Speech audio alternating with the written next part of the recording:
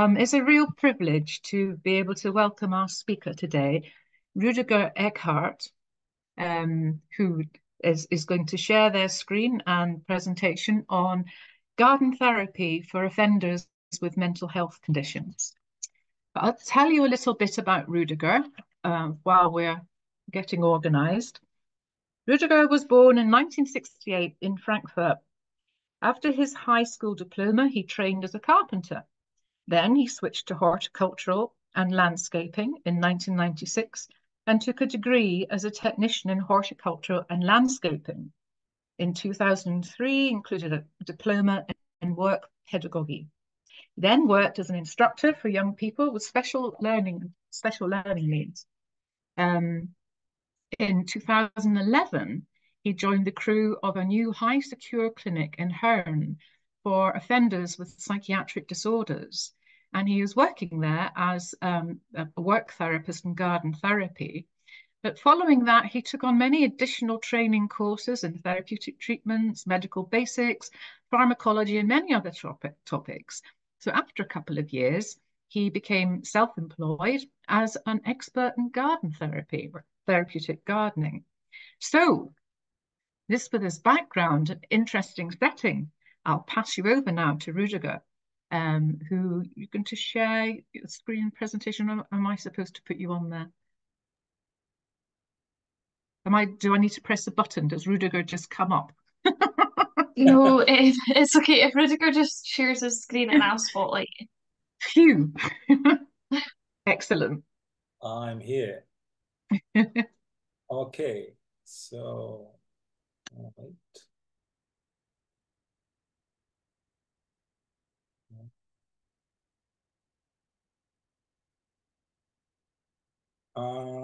Yes.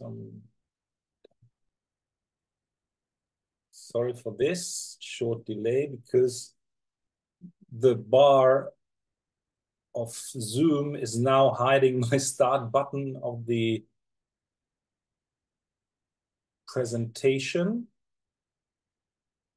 Sorry for this. You can try and exercise. And when it comes to work, I'm going to start again now. Wait, please. I'm going to do this big, big. So there's the presentation. Okay.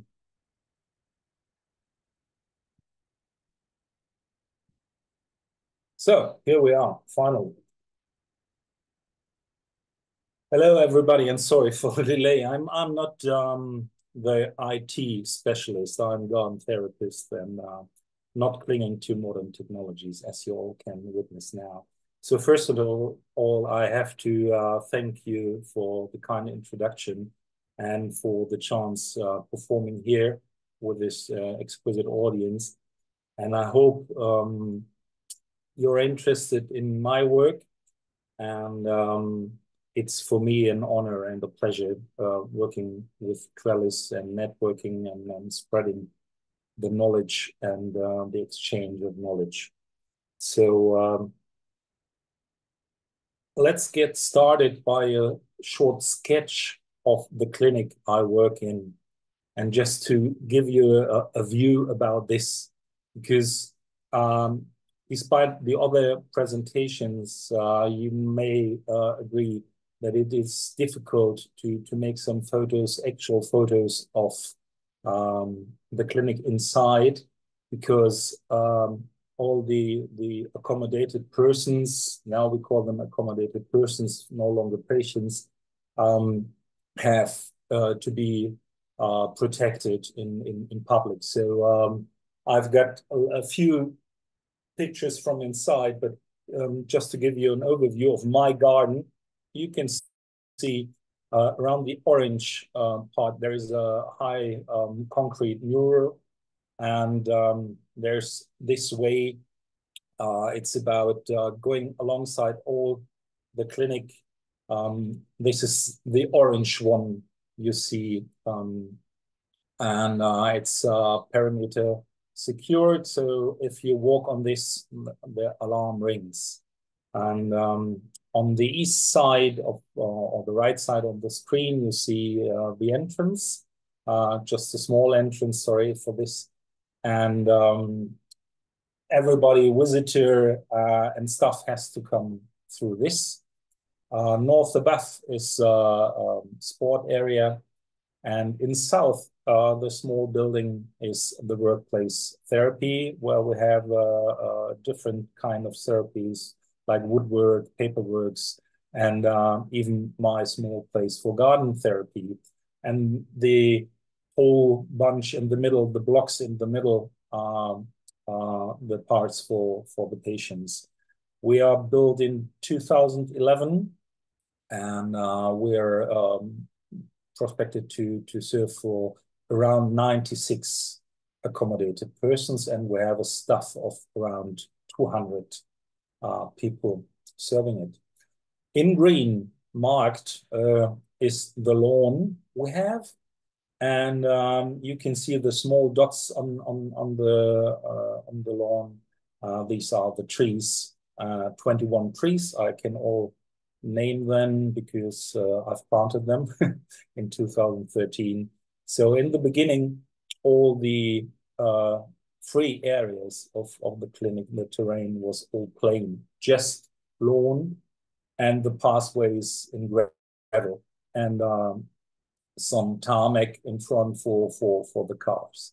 That's all. No bushes, no flowers, nothing else, just two-dimensional area with a plain side of about 6 meter high concrete wall. So I give you an impact here. On the left side, you see the sport area, and the right side is the borderline, the fence of my garden. And I will show you some inner sides. So this is watching from sports therapy and far out. There's the workplace therapy, and here you can see my workplace from behind. And even in the background, you see some of my patients mowing the lawn. So we have 5 different wards in this clinic for the accommodated persons. One is for newcomers and schizophrenia psychosis. One is for unstable personality and lacking on impulse control. One is for accommodated persons who have actually no short release status inside. And very special one, we are the only clinic in the area here who has a ward for sex offenders. And the 5th one is the rehab station on top. So as I already have mentioned, we have a gym, work therapy house, and yeah, we have school and music therapy, and we have ergotherapy on the wards too. The clinic premises, also known as my garden, I regard it as my garden, and is fenced, as you can see, and everything is in concrete. And in summer, all the buildings are plain white and very shiny in the sun, and concrete gives either shade or a high reflection of sunlight.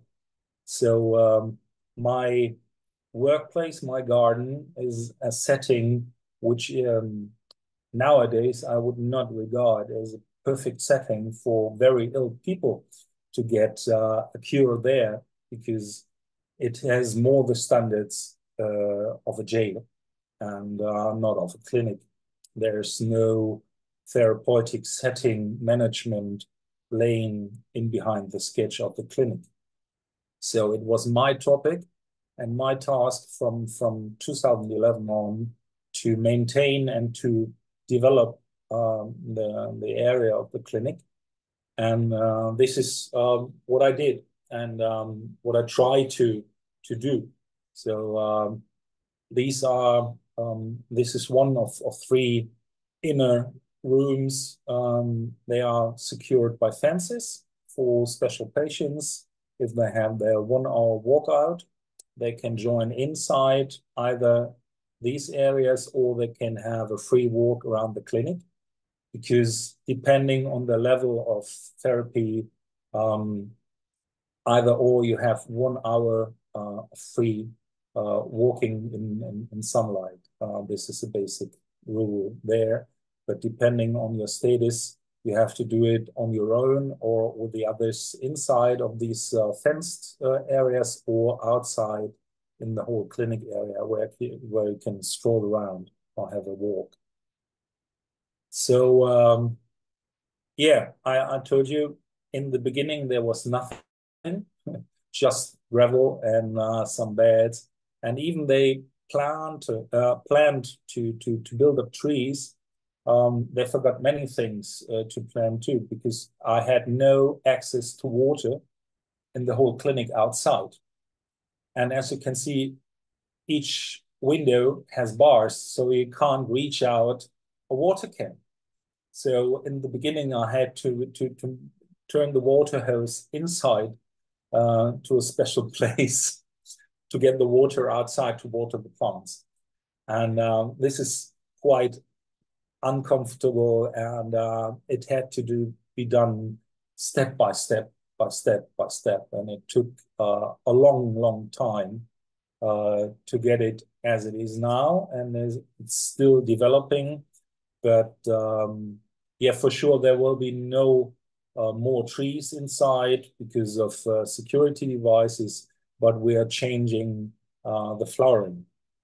And to give you an impression about what flowering can mean, here is a picture of 2 main flowers I use in the area where accommodated persons, sorry, with schizophrenia, psychosis go around. And due to some rules of social milieu therapy, there are some points to stick to. This is order, repetition, and consequence. So they have very clean structures, no mess, very nice, sharp, colored, either or, no mixture.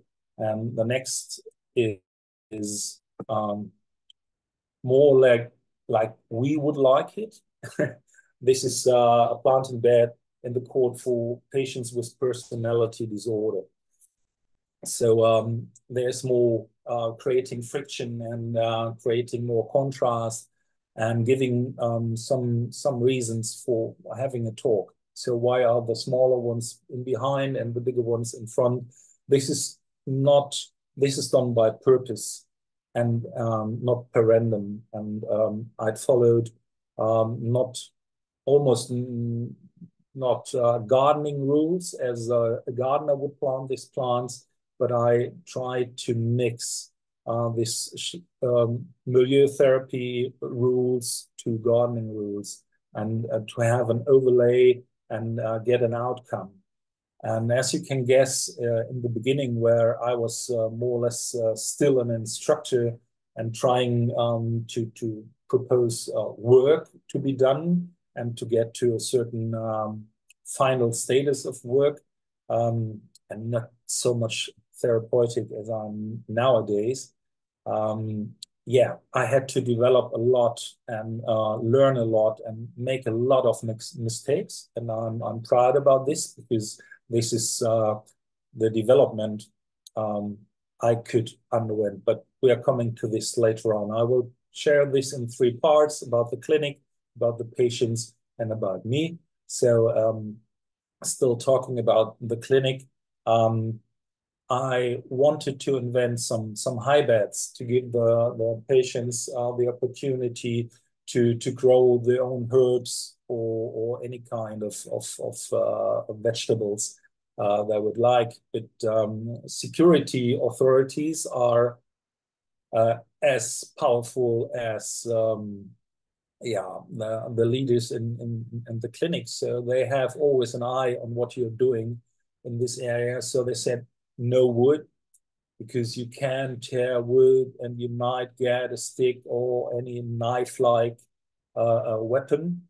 So it took me a while to find a producer, and this is concrete and steel, and then it's all done very stiff with bolts, and it attaches this so you can fill it up with soil.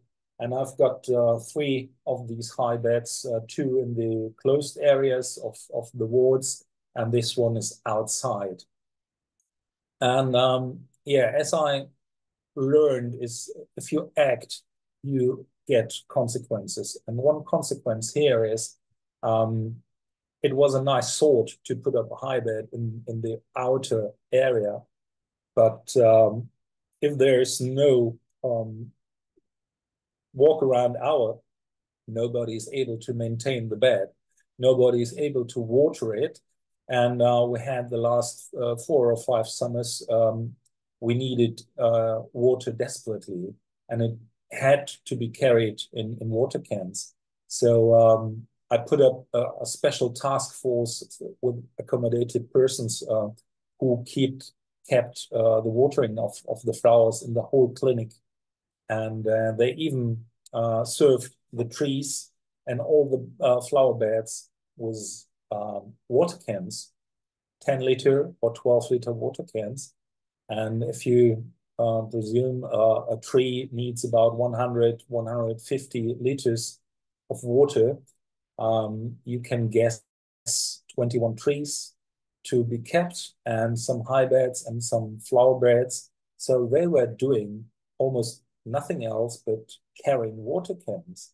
And they did it year after year, and they were happy to do this because they said, it's useful to do this job. We can see we have a good effect on what we're doing.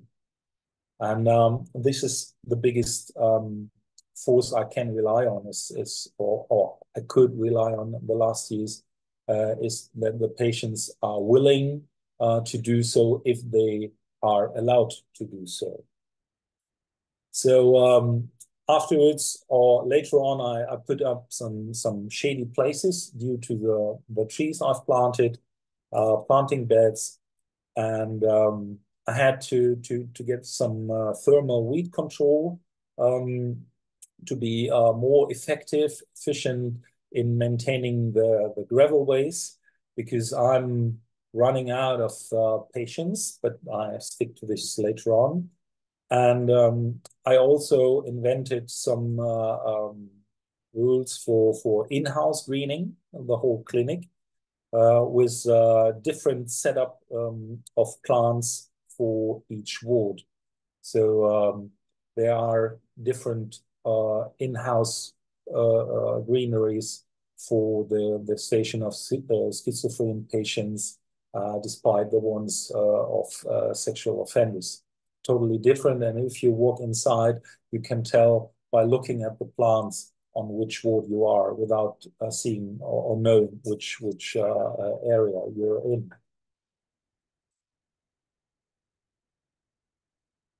So this high bed might give you an idea of how I have to work, because if I have an idea what I could do, I just can't go outside and get active.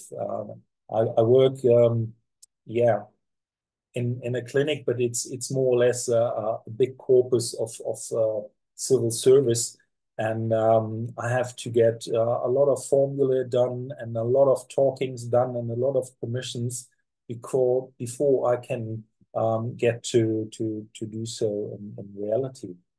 And sometimes security authorities say, no, this is not possible. Or, for example, I have a bunch of sunflowers each and every year, and I could advise sunflowers do their job brilliant and everywhere. And in autumn, I cut the blooms to collect the seeds, and this is a job for patients too. They collect the seeds for the next year. But I left over the stumps about 20 centimeters. I let in the soil, because in spring you can easily tear out the root by clicking to this.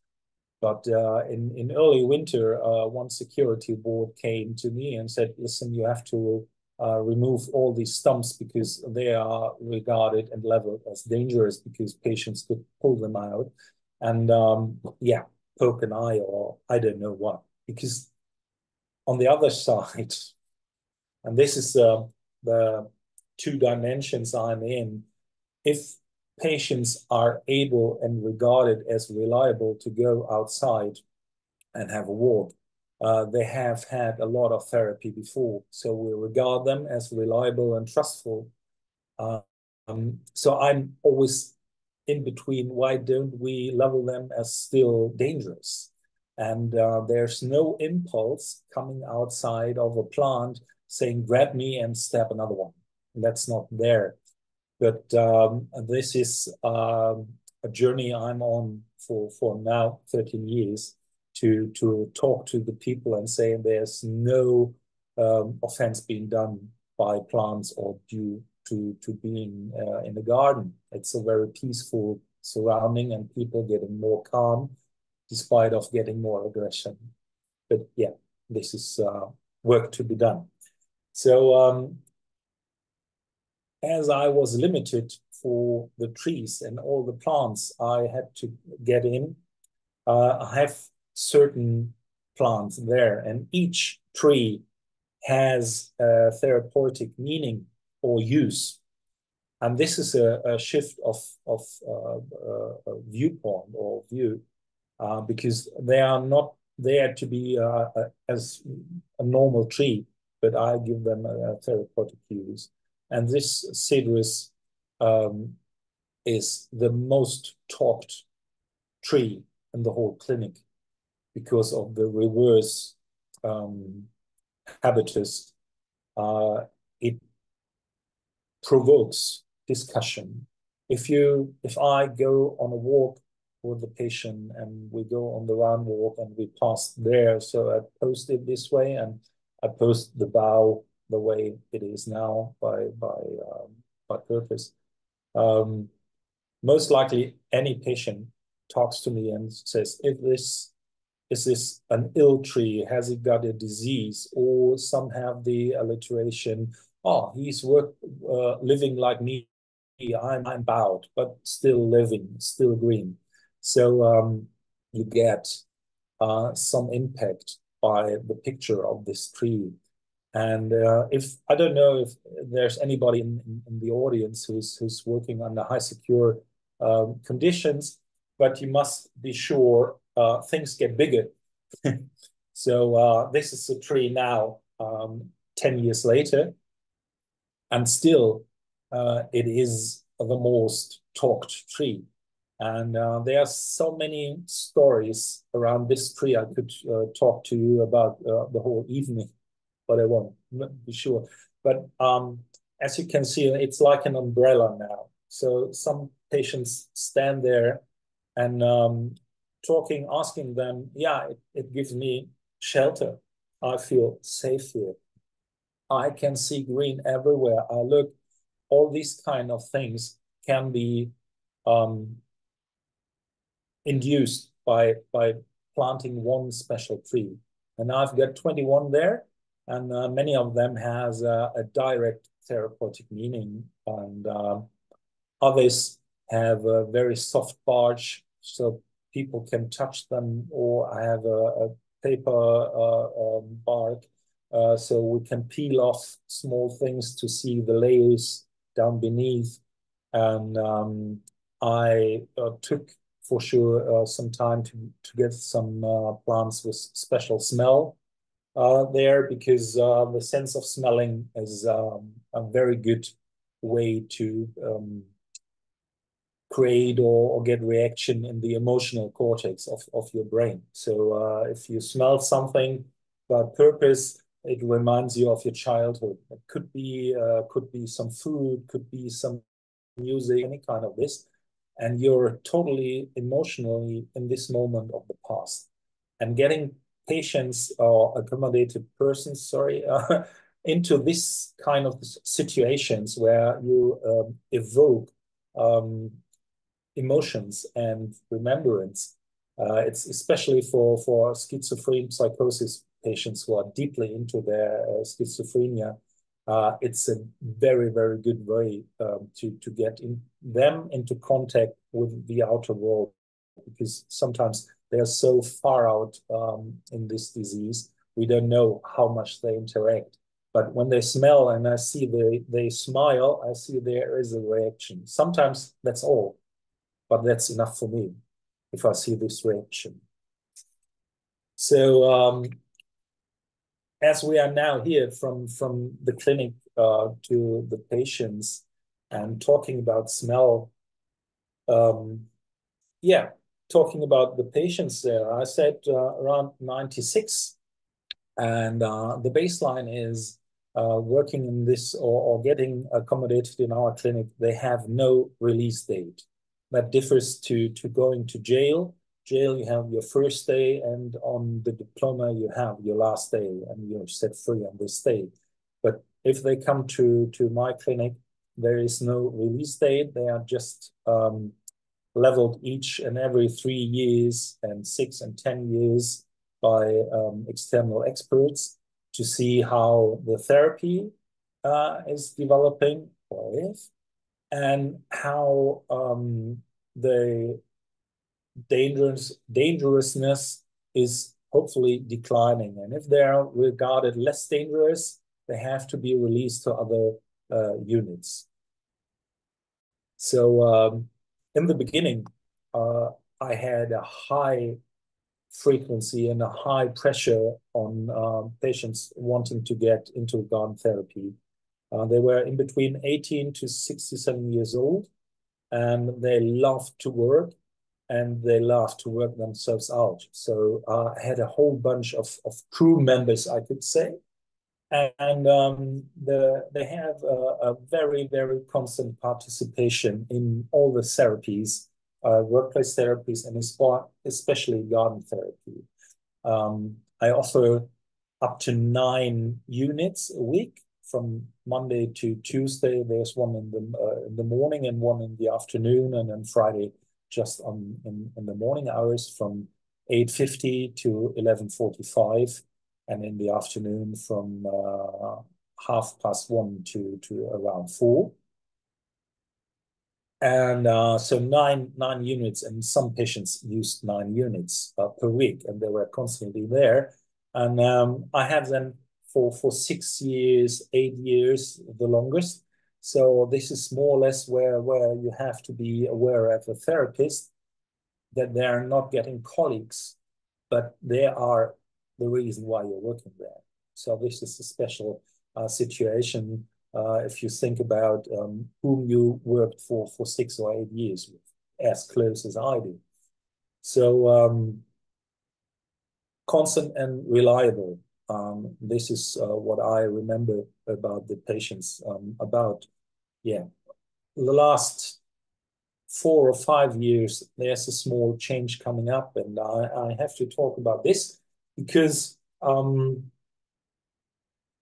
in the beginning, I could rely on these co-workers, co-patients, working patients, and I put up high care intensity flowering beds. I could always fly on high care work to be done. Each and everywhere in the official gardens and parks, they try to reduce the impact of work hours, and I could lighten it up. And I said, listen, I've got enough manpower. They are willing to work, and I don't have to move. I just have enough people who want to pick the seeds outside. Just go for it. And even they carry the water cans as reliable as a clockwork. And making a big step to now, it was not one to another day, but it slowly came out that patients are getting younger now. In my area where they work or should work is around 18 to 30 now, no longer as old patients in my garden therapy. And we have an increase of drug-induced schizophrenia. Before it was about 25 to 30%, but now we are around 60% in our clinic of patients with drug-induced schizophrenia or drug co-use. And so the patients now are younger and they have never experienced a full work or even a full-time school. So they can chill out in their rooms 24/7, even without TV, without any PlayStation, playing console, any kind. They still stay there. They need free access to the fridge and to the kitchen, and for sweets and high-calorie drinks, and that's it. So due to this situation, my work changed bit by bit, because if they are interested in working, they stick around and they are highly motivated for about a week or a month, but then after they experience maybe even the benefits of the work are, well, I can sleep better now, I'm not as much tense, any kind of this effect, they just skip it for laying in bed and watching TV or hanging around with a co-accommodated persons. So there's no work in the DNA, I call it, in the DNA of the patients. They don't miss if they don't go to work. So as you can imagine, there's a strong relationship between the accommodated persons and the staff working with them. And I'm part of the staff, so I have to cling to them. And this is one work we do for the in-house greenery. We rebuild our own plants. This is far out, so if you don't have enough money, do it with them. It's rather cheap to get their own plants for the in-house greening, and they love to do it. The elder ones, sorry for my English. New patients will do this once, maybe twice. If they have their own plant, maybe they take it with them. And yeah, before it was quite easy to give them the opportunity to take care of their own plant and tell them, listen, you're now responsible for this. And that had an impact on the accommodated person. Nowadays, it's difficult to get this relation that there is reliability between what I'm doing and the effect what I see on the plant. I don't know where it comes from. There has to be a lot of research done, but I think younger people don't get into contact with this action and reaction scheme like we did. I'm 56 now, almost. When you play around and you climb a tree, you can fall down. So there's an action and reaction. And if you do something in virtual reality and you crash a car in virtual reality, there's no reaction on your side. You just go on playing. So getting them to care for plants is one brick for me. And I accept if there are 5, 8, or don't know how many plants going to the humus, to the compost. If it doesn't work, maybe with 11, 13, or 20, I get the impact, and there's some reliability between what I do if I plant a seed or get a seedling here, and I have to take care. So plants for me are like scissors or sharp knives for the medicine people or any kind of instrument. I have some instrument there. They are living, and this is what I try to transfer to the patients, that there's a responsibility for a living organism. But in the early days, it was quite easy, and all the wards were green. And now there's only just one ward who is always green, and on the others, yeah, in-house greenery is a big sign about the climate on the ward.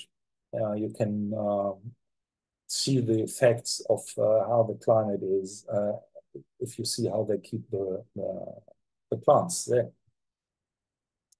So coming to my person itself, as I said, in the early days, more an instructor, very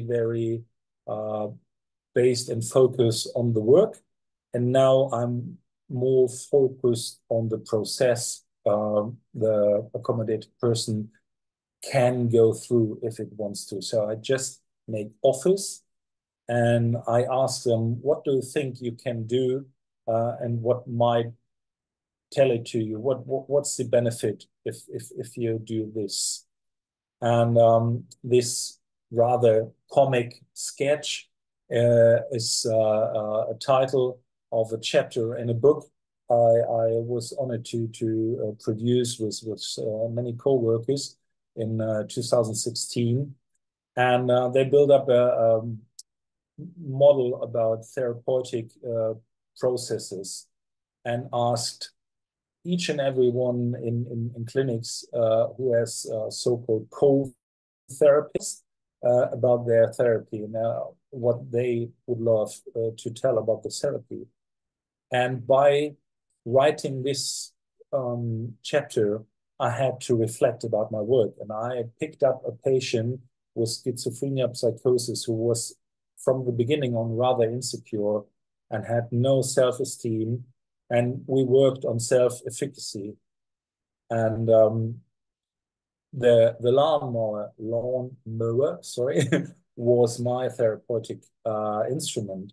And by reflecting what you have to do if you want to mow a straight line is a rather complex thing going on in your mind first, in your mind and in your body. Then you have to control the machine. Then you have to get into contact with your surroundings by regarding where do I have to go to and how do I keep a straight line. And to put it on level 2 is if there are two accommodated persons with lawnmowers, you have to get eye contact with the other one if you're mowing in circles or in crosses. So this one was another opportunity like this seminar today, where I reflect my work and I say, okay, garden therapy has so many effects who are not clearly shaped and not scientifically researched. And we are all lacking of this knowledge. We do so, and we do good. Each and every one. I heard Anton Harrington from Melbourne on Wednesday, and he does fabulous work with hemiplegic wheelchair patients, and you can see the benefits of the garden work, and you can say, yeah, you're bending your torso. Like, he has to upright his position and put up his chin and get a perspective. But I would love to get some scientists to get some reliable research done there. So it took me a long time to get aware about all the impacts of the courses and special trainings I went through in medicine, therapy, and pharmacology. And as I'm a trained gardener, I put it all together. And one lack is the speech. If you talk to security authorities or commercial services, or to the doctors, or to the therapists, or to architects, they all have their own language. But I regard now myself more or less as a translator.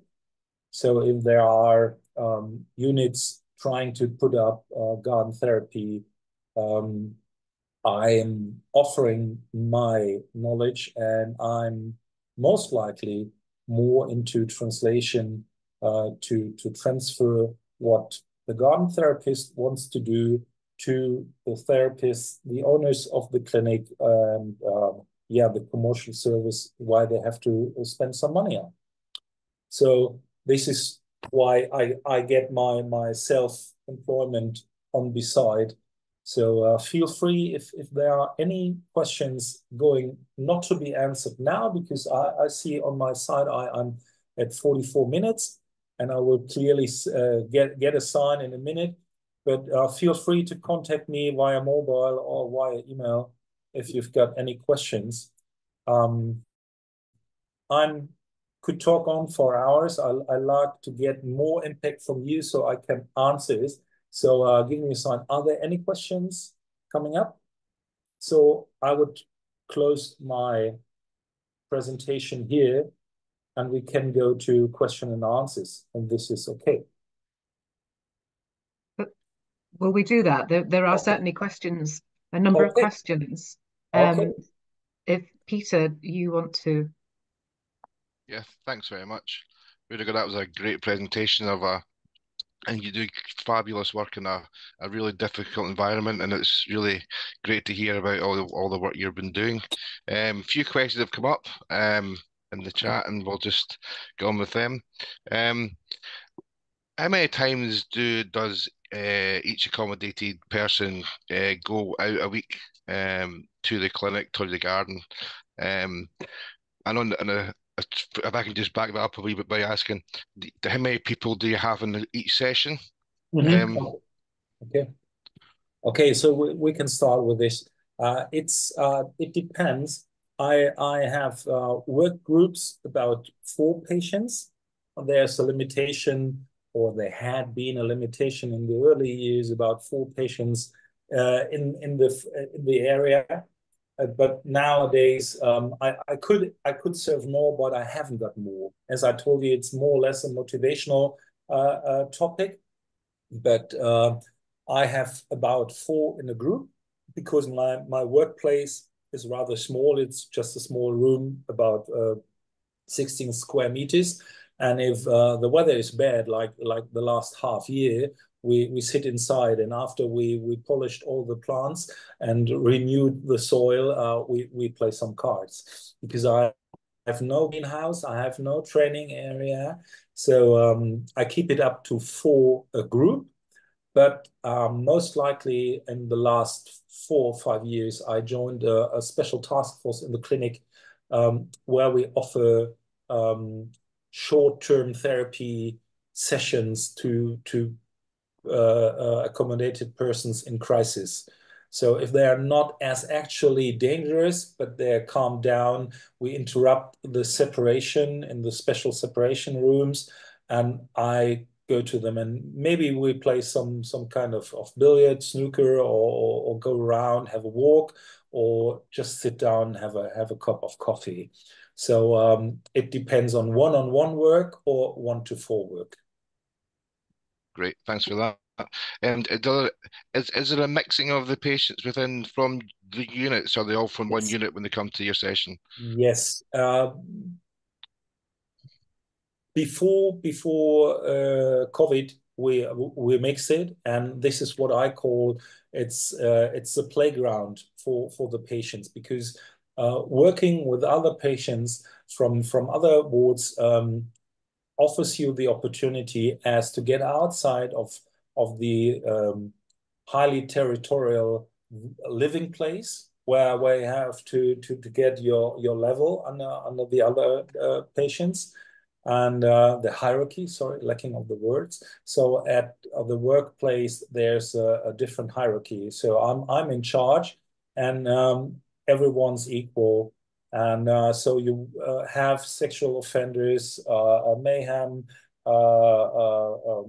any kind of arsonist or schizophrenia, psychosis, they all work together. And during COVID, due to hygiene standards, we separated it, and this is had a big impact on the social structure of the clinic. So now, since half a year, we're trying to rebuild this understanding from these are not infectious persons, but co-workers for the patients. So we slowly getting them to work together again, because they had worked together before, and as I say, for 6 to 8 years approximately, they knew each other, but they separated, and this is yeah, to my mind, well, the main task now, to get them together again, Good. to Okay, thanks. work on social. Got a question here. So, I'm an occupational therapist working in a low secure forensic mental health setting in Glasgow.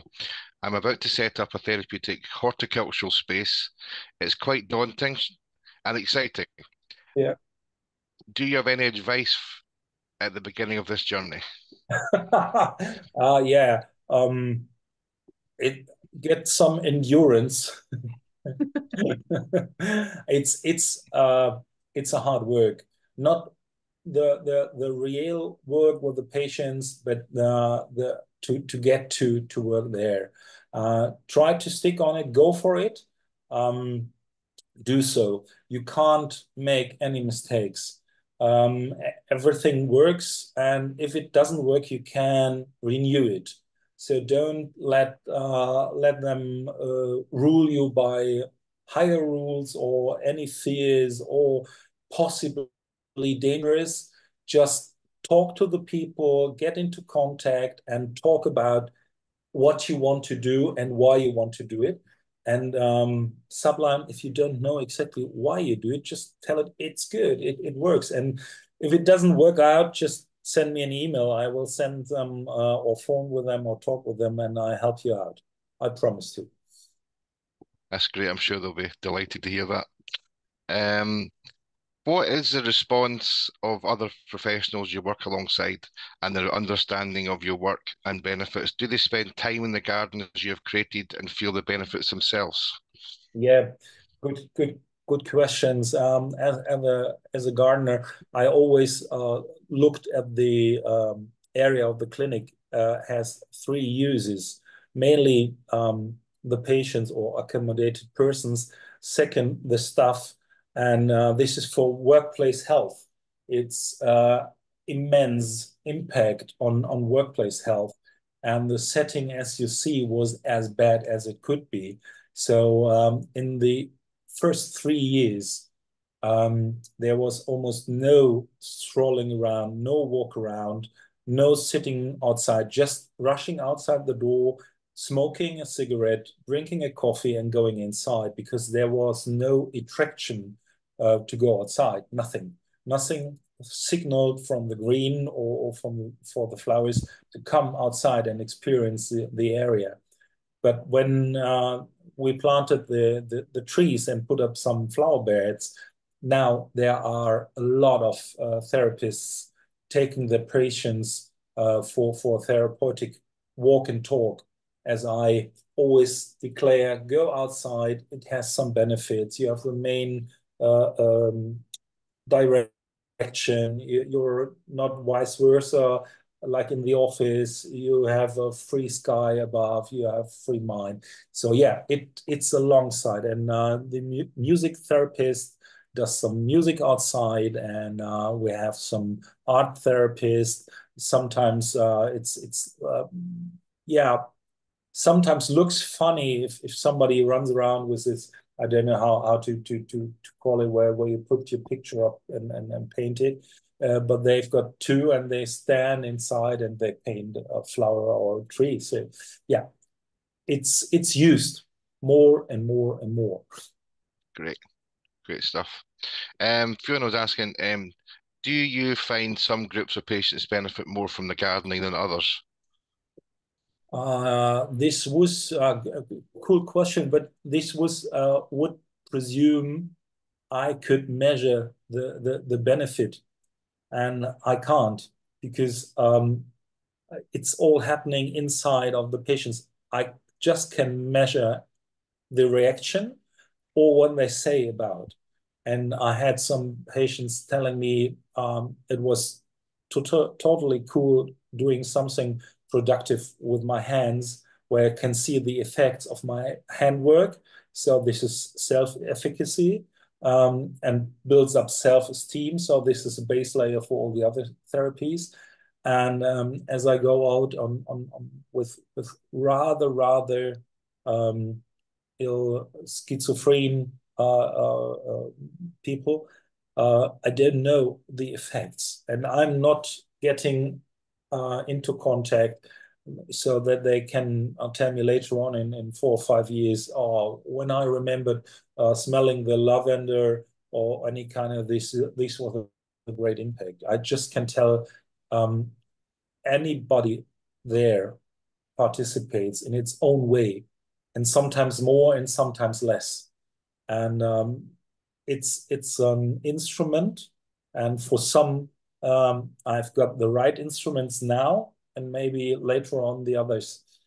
So I can't tell the measurement, but my belief is everybody has a positive impact by this. But due to no or almost none study, I can't tell how big it is.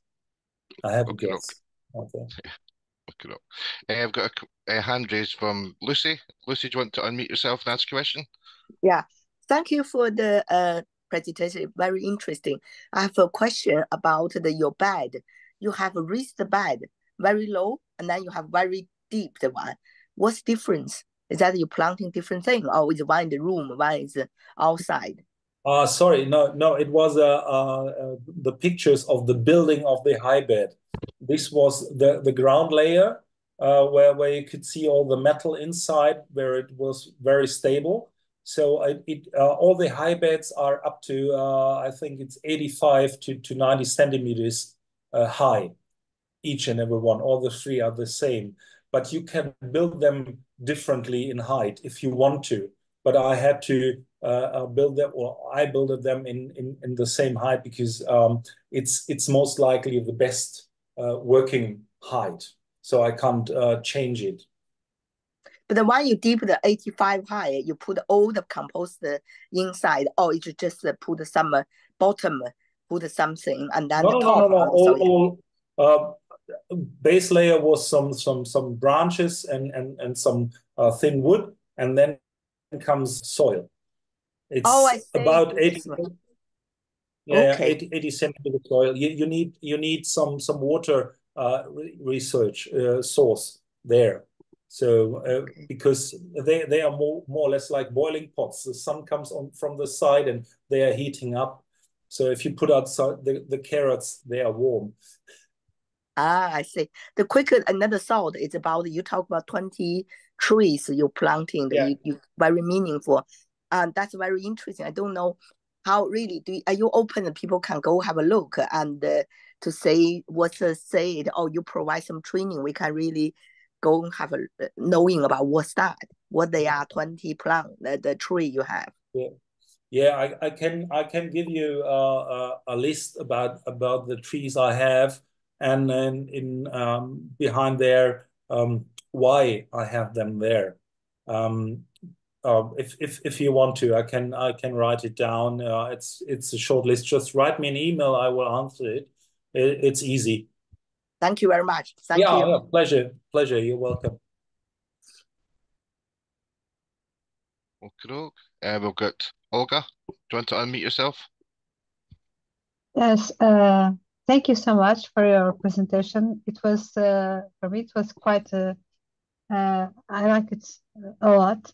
The trees are blowing my mind.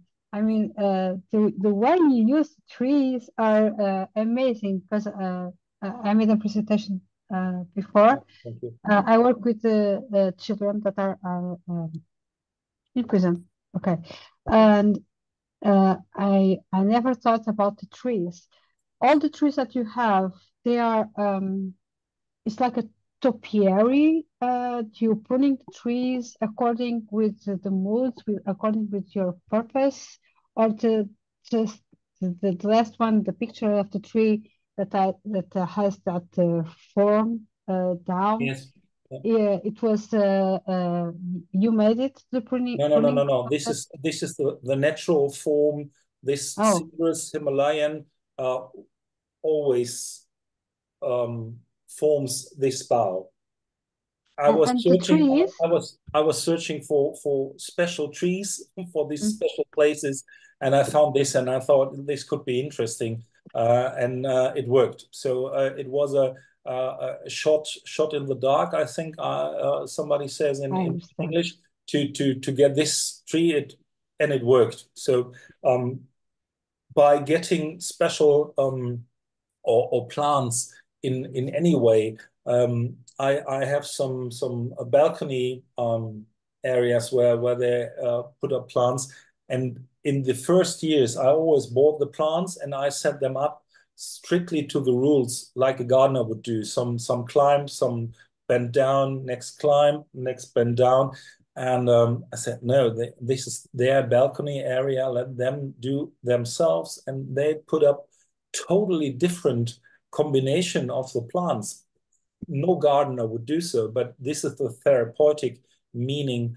Use the plant as an instrument, not as what we gardener normally think about. So this is, if I put up a bed for, let's say, 200 euros, and I put inside some plants, very special, I know, and now my bosses know too, that they might not be at the right place, like a gardener would put them. But I use them there because I know they are. I work with the patients. This is short to the schizophrenia ward, so I place them there. And in 2 years, I have to clean the bed. Okay. Do you have the list of the trees that you use? I don't know. Christine asked for. Yeah. I will write the list of the trees, of the special trees and the normal trees, and I will send it to Trellis, and maybe they can attach it to the form. I didn't expect that there's so much interest in the trees. Okay. Thank you. That's cool for me. Okay. Probably time for one more question, I think. The question is, do you use an assessment when patients start, or do you use information from other professionals, and how do you get in contact with other professionals?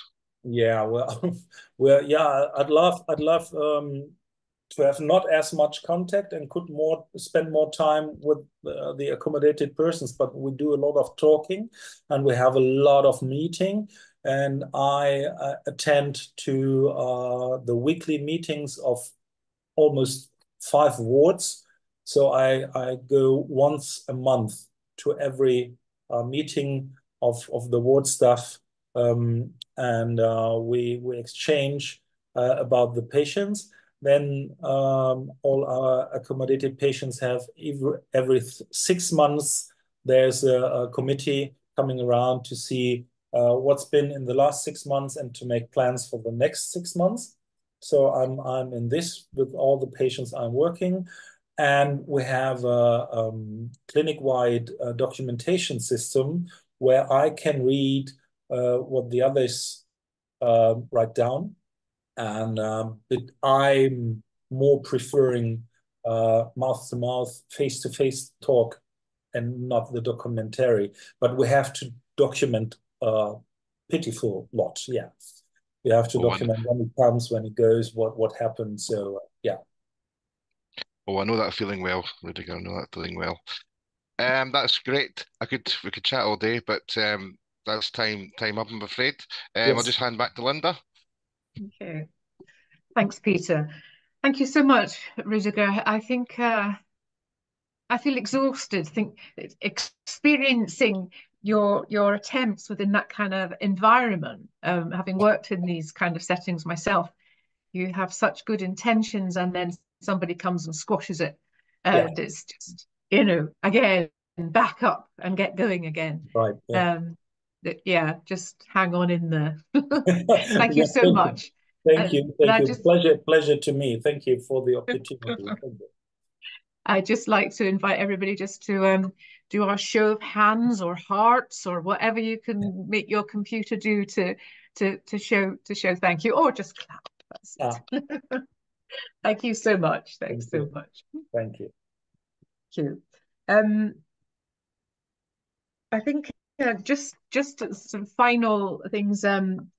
Thanking everybody who's already donated to Trellis, and if you've enjoyed today's session, if you consider making a donation, then I said the links there, and also the shop. You're 10% off today, so get that.